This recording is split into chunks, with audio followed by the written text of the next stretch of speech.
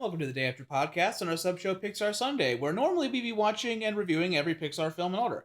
Today is one of our 4 special episodes where we're taking a break to discuss something that came out on DVD a long time ago, the first of 3 volumes of Pixar shorts. They're very famous. I don't want to say they're very famous for shorts, but Yeah, I remember seeing these films in theaters and being kind of like, oh, there's this tiny little movie at the beginning. And I didn't really get why it was there. I remember being an impatient kid being like, why do I have to just wait longer for my movie?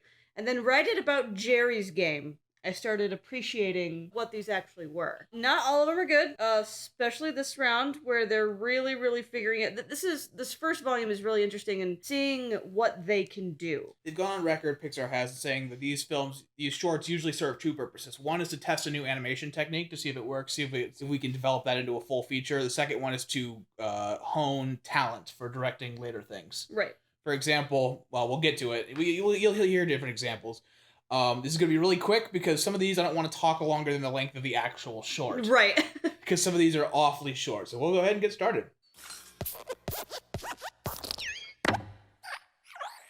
The Adventures of Andre and Wally B was written and directed by Alvy Ray Smith and came out in 1984 under the name Industrial Light and Magic, which shows how old this is. This kind of looks like a video game, and I think in these later 80s, they're really, polygons are being used in video games, so it makes sense to make that leap into film. But you could see kind of that same idea. They're very round, they're very blocky, they're very, the movements kind of feel like they're a marionette. Right. There are 2 fun facts about this that are people to know. One is that they were loaned a $13 million computer at the time. Wow. To render this. Yeah. The other one is that Andre's body is this weird teardrop shape that was incredible at the time because it was a non-standard shape. It wasn't a stretched sphere or cylinder or square. Right. But it looks ugly, but it's much more like a Tex Avery cartoon. And see, I don't think it looks ugly. It feels very cartoony. Like, yeah. Like you're watching a Looney Tunes interaction. Yeah, like I saw you wink at the camera, but... Luxo Jr. was written and directed by John Lasseter in 1986. It is the first thing they did under Pixar's really 1984 looking logo back before they changed to what this was, which became not their magnum opus, but what they were known for was this lamp and the kid. Why is the lamp cute? Well, I mean, this short makes me say the phrase, "This lamp is cute." That is a common animation exercise, which is to take something that doesn't normally emote and give it an emotion. And it's kind of amazing that you can feel something, like giving characterization to something that not only is inanimate, but it doesn't even have a face. It doesn't, and you could see, because it was a lamp and it couldn't really bend its surfaces, you could afford to be more detailed. Yeah, and I've been told, by the way, that the most extraordinary thing about this short is the way the wires move. Really? Because they had to, There's a wave function or something. Yeah, I remember reading somewhere where they were setting chords on a table and moving them back and forth to see how exactly that curve would carry on through the wire. Pixar does that shit all the time. I love it. Red's Dream was released in 1987. It was also written and directed by John Lasseter. It stars a very moody unicycle who dreams of one day being a superstar. That clown is scary as fuck. Okay, the clown, we'll get to it. Here's a common theming, guys. Hard to animate faces. Yes. The clown looks like shit, but let's not focus on the clown. Let's focus on the good shit. The more human something is, the harder it is to animate, which I totally appreciate. I really enjoy, even though almost nothing moves, the outside moody ambiance of the store is really good. Again, I feel bad for that unicycle. Yeah, and it's nice to see a cartoon where it's not just happy and silly all the time. Like, the beginning and the end of that, around his dream, are really dark and gritty. He's like, oh no, nobody will buy me, and it's closed. And you can see the raindrops in the street and stuff, nice, and all that. Yeah, it still looks like crap, but I appreciate the effort of tone and the nice smooth jazz score. That was really good. Yeah. John Lasseter also wrote and directed Tin Toy, which came out in 1988. And let me tell you, their people still look like ass. I understand the kind of insurmountable task you have with filming something like this, because you don't know how real to make something. It's scary. Yeah, this baby's diaper is modeled separately almost. Yeah, and even like when he falls over, what's laying on the ground is the diaper and not him. Yeah. So the baby's kind of floating half an inch That's off a the little, floor. yeah. His rigged crawling animation's really jank. But the light in this short is really, really cool. Yeah, I understand they couldn't furnish the building, but he's well lit. He's reflective. They like to light so that shadows fall under the couch and with the box, and the box can kind of flutter a little bit. They're not really doing it a lot with textures in this one yet. Absolutely not. It's a lot more with lighting and movement and music. So, but it's a step in the right direction. I do appreciate that.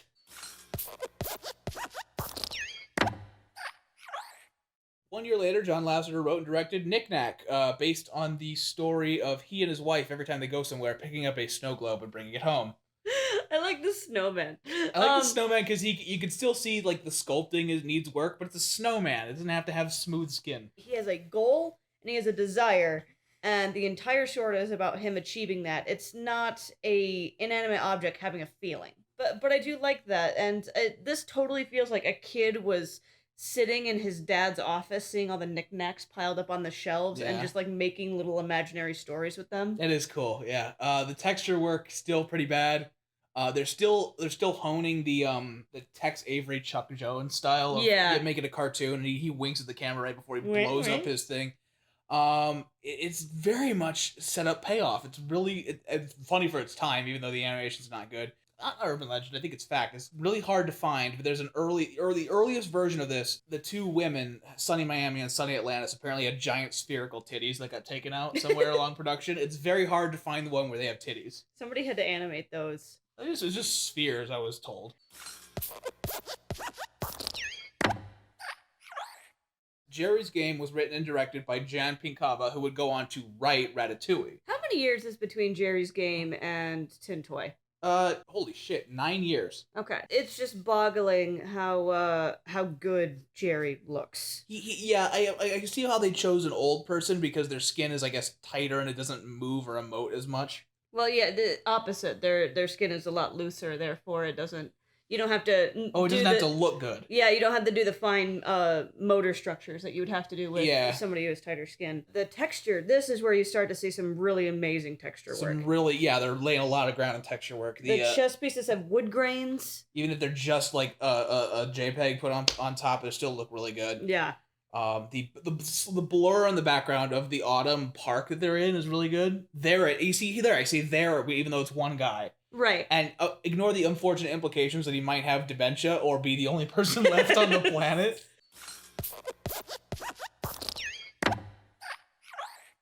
For the Birds came out in June 5th, 2000. It was written and directed by Ralph Eggleston. When I think about Pixar shorts, and when I imagine Pixar shorts, I imagine two shorts. Geri's Game and Luxo Jr. Okay. And those are the two I've always associated with Pixar and Pixar shorts. Those are the ones I remember at the beginning of movies. So we're getting more into, with the later ones on this disc, we're getting more into stuff I don't really know. Yeah. And I kind of vaguely remember seeing this one. Honestly, watching it again, I'm kind of disappointed. I like the feathers. The feathers are really, really cool. You seem to have almost taken a step backwards where, like, instead of doing just a plot, it's just birds doing things. Is it because you feel like the gag, the end, like the payoff that they all get into the sky is like too telegraphed, maybe? Well, and it doesn't make any sense. Well, that was the thing. It was a cartoon. I don't know what you mean, like it doesn't make sense. Well, I mean, the birds fly off of the thing. Birds fly. Why not just fly away from the wire thing? Why is it that when they get slingshot into the air, they suddenly lose their feathers?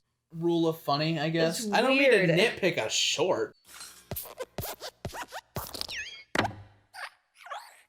Mike's New Car came out in 2002. It was written by Pete Docter and some others. It's the first short to take characters from a previous Pixar film and try to reuse them. Yeah, and try to make a short out of them, which would become more standard the later Pixar goes. I'm not really that big a fan. I mean, I understand it's funny. It's trying at like physical comedy without words, but it doesn't quite. I don't think you can get that in just a car. Yeah, and again with just the birds, there's no plot. It's just Mike and Sully have a car. You want your least favorite character possibly in all of Pixar to fuck around with a car? When I would see these as a kid, I'm like, why is this here? Why am I distracting myself from the movie I want to watch by this? It's tough when you do that with Monsters, Inc. because this is attached. I don't know what this is attached to, but It'd be the one right after Monsters, right? I am not certain. But if this was attached to another movie, you get worried because you're like, what if the kid goes, I want to watch Monsters, Inc. instead? Or you very realistically go, what, am I in the wrong fucking theater? Which has happened before, but I don't know. It just doesn't work for me. But I didn't care about Mike and Sully that much to begin with. I think kids would think it's funny, but eh.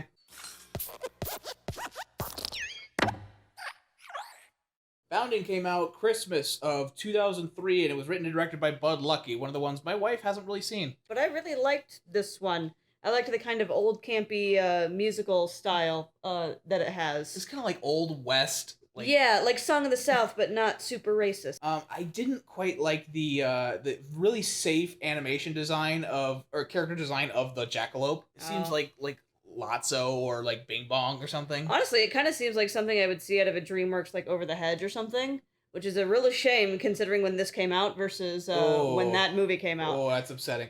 I appreciate the bouncing animation. They're really getting good at squash stretch. So when he takes the sheep's foot, throws it down, he's like, oh fuck, what was that? Yeah, and the sheep's hooves are modeled in a different way than the rest of his skin when he's been all shaved and stuff. And they're trying their hands at other animals. Yeah, and again, I like the music. I like the kind of this looks like something, I don't know, like Country Bears or I get that feeling. Or Lester's Possum Park, where I'm sitting in a stage watching these weird little animals pop up, but they do it with animation, and it's a cool little lesson kind of plopped in there too.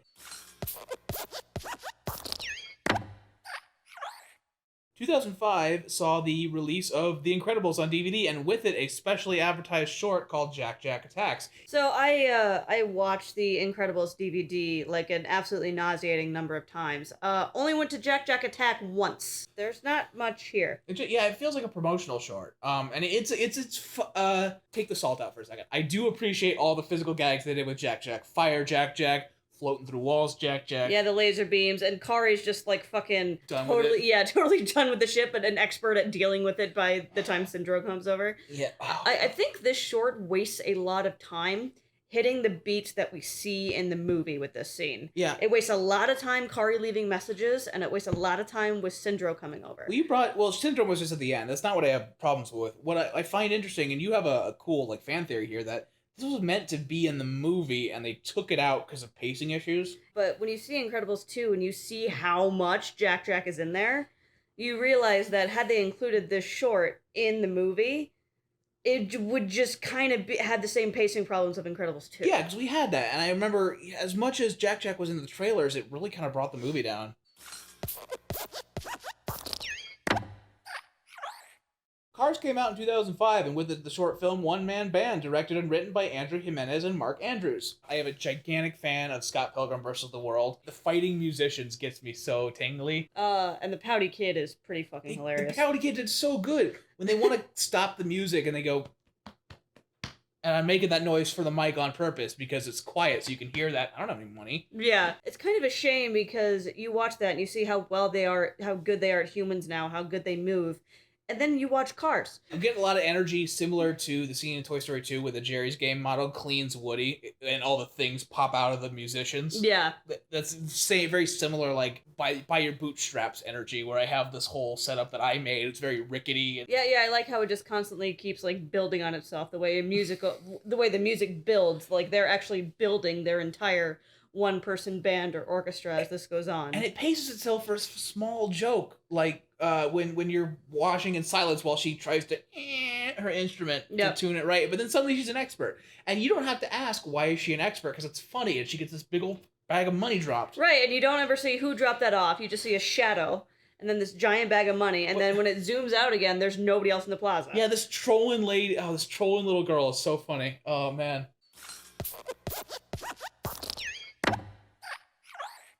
After the success of Cars, they tried their hands at a series of Cars shorts, many of them involving Mater. A lot of them involving Mater. There's a lot of these. The reason I'm including this, guy, is because we're doing strictly the stuff that showed up in the DVD. Number 12 is Mater and the Ghostlight, directed by John Lasseter. Mater thinks he sees a ghost. the short, Mater is charming in like small bits. This is only like 8 minutes. but it doesn't feel like those Disney failed TV shows. No, it feels like they put effort. But it's Mater doing his shtick, I guess. And it's weird bringing back the cop to do like most of it, because he got shafted in the movie. Yeah, so I am glad they did that. Brad Paisley being the background guy is so weird. It's so and there's a record scratch on diegetic music. I was right when they're hanging out around the V8 or whatever their cafe thing is. Oh, isn't it neat that not that they're playing Brad Paisley, but that when they play Brad Paisley, it's echoing on the concrete. Yeah. And then when they say, "What's the Ghostlight?" Diegetic record scratch. That so pissed me off so bad. And they're like, yeah, Mater's been scaring people, and they're like, yeah, okay, so we're gonna get him back, but they never actually expressly say that. So it's nice that they respect their audience's intelligence a little bit. If you don't like Cars and you don't like Brad Paisley and you don't like Mater, it's whatever.